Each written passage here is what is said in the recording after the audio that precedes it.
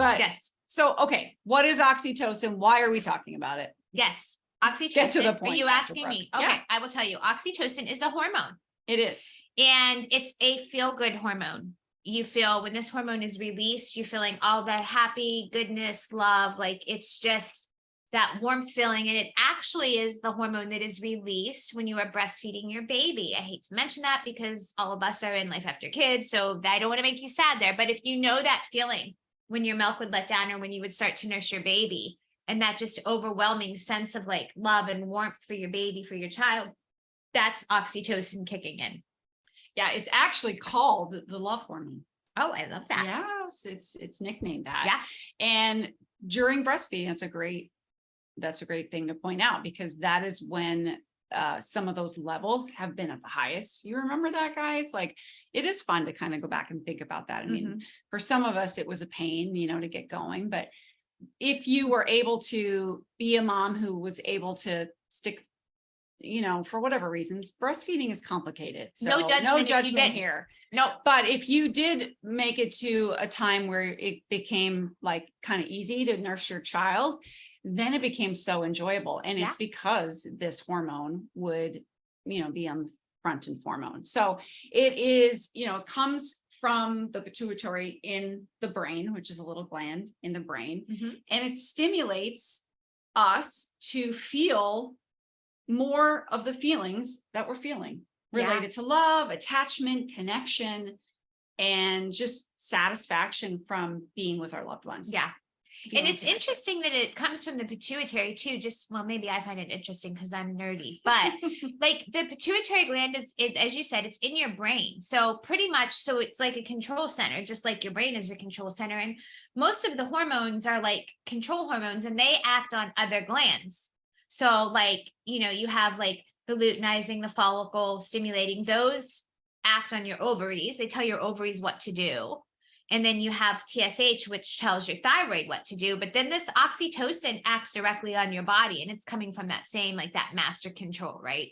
Yeah. So it actually functions more like a neurotransmitter instead of a hormone, is what you're saying. It doesn't really have a target organ like most hormones do. No. It's, exactly. And when we talk about, when you're saying neurotransmitters like serotonin, dopamine, things that are feel good, that help, your mood, right? Yeah. So basically, to get this. So yes, please. It's going to help turn up your experience. So if you can get your oxytocin flowing, this is going to amplify what you're already experiencing. Yes. Which is why it's so important to be present in your body and like conscious, right? So, there's different substances that alter our state, but like fall in love a little bit with like just that feeling of being completely present and conscious in the moment, because there are some really cool things inside of our body that can help to amplify those experiences, like oxytocin. Right.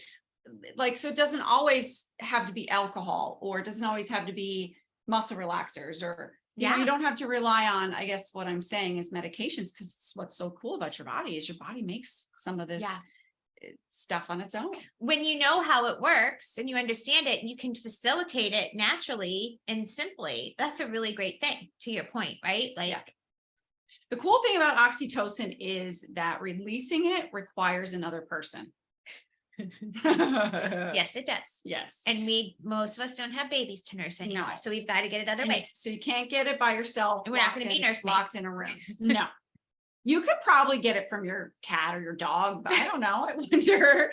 But let's focus on humans here. So it's going to come from almost any form of social bonding, not just breastfeeding and childbirth. So if this phase in our life, it's going to look like, a hug from our child, right? Or our spouse, or a friend, anyone, a hug from anybody, your parents, your aunts. Or hugging. We need to do more hugging. We stopped that with everything that's gone on in the last couple of years. Yes. Contact. And this is why, like, if you ever wondered why contact and hugging is so important and why it has the effect that it does, it's because of this. This is the physiology behind There's science behind this, and why we're so depressed. It became so depressed as a society right after the pandemics, because we were so isolated. So we were having an oxytocin shortage. Right. And to your point, it's not just a hug. Like, it's not just like, that's not going to do it. You have to hold a hug for 6 seconds. Really? Yeah. Oh, 6 I'm all for it. seconds. I'm here for hugs. I'm So here for hold all your the hugs. hands a little bit longer. Yeah. That's going to allow that oxytocin release to happen. And that gives you a chance to really like breathe into it. You know, like you come in, you do that, like that's good too, because it is contact, it is feeling connected. But if you are really feeling something and you go up and give a person a hug, hold it for just a little bit longer. And that's going to stimulate that oxytocin to kick in. Could you tell my boys that? Because here I am. I've done a TikTok on it. Put your arms around them and you're trying to hold on. And they're like, they just want to get in and get out, in and out as quick as they can.